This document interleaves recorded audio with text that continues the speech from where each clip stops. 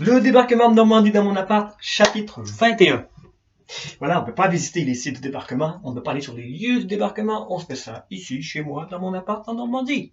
Chapitre 21, on en est aux objectifs, les objectifs logistiques. Pourquoi? On a vu qu'on va venir ici en Normandie pour libérer la pression sur le front de l'Est, libérer l'armée soviétique. D'accord. Mais on veut aussi ouvrir une porte. On veut ouvrir un port. On veut s'établir. On ne veut pas que passer ici. On veut établir une entrée en Europe qui soit solide et définitive. D'accord? On a vu que les Alliés vont débarquer ici parce que les Allemands pensent qu'ils vont débarquer ailleurs, sur Calais. Mais il y a des raisons beaucoup plus techniques, beaucoup plus stratégiques que ça. D'accord? Si on revient au jour J, le jour J lui-même, le fameux jour du débarquement, on a ici, sur nos plages normandes, en une seule journée, 156 000 hommes qui vont débarquer. Mais ça, c'est rien. Ils vont pas débarquer que le jour J, c'est que le début. Ils vont débarquer tous les jours, pendant tout l'été, pendant 2 mois et demi au total, vont débarquer sur les plages ici 4,5 millions d'hommes.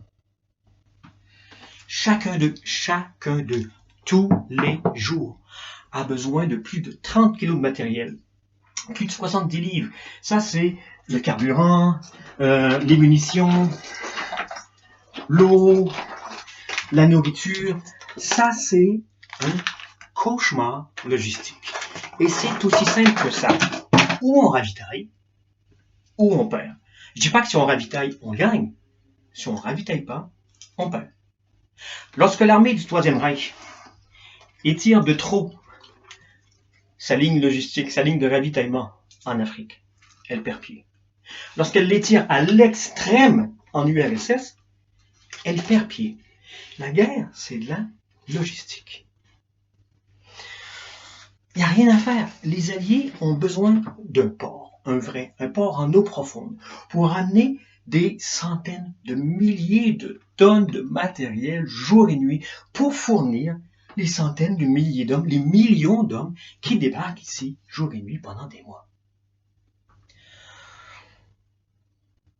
En Normandie, on a une péninsule, le Cotentin. Tout au bout, on a un port, le port de Cherbourg, la ville de Cherbourg. C'est un des ports les plus importants en France à cette époque-là. Et oh, combien pratique, juste en face de l'Angleterre.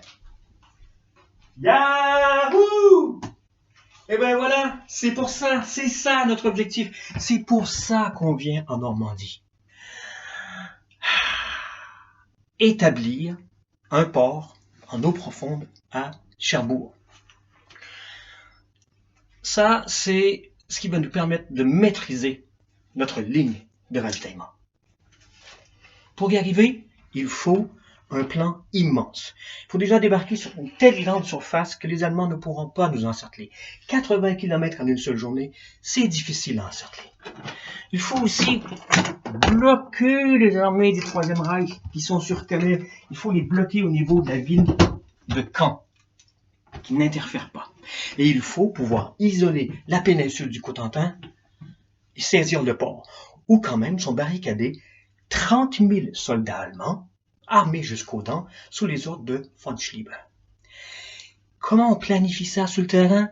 Comment on se subdivise les tâches? Ça, c'est le chapitre 22. Merci.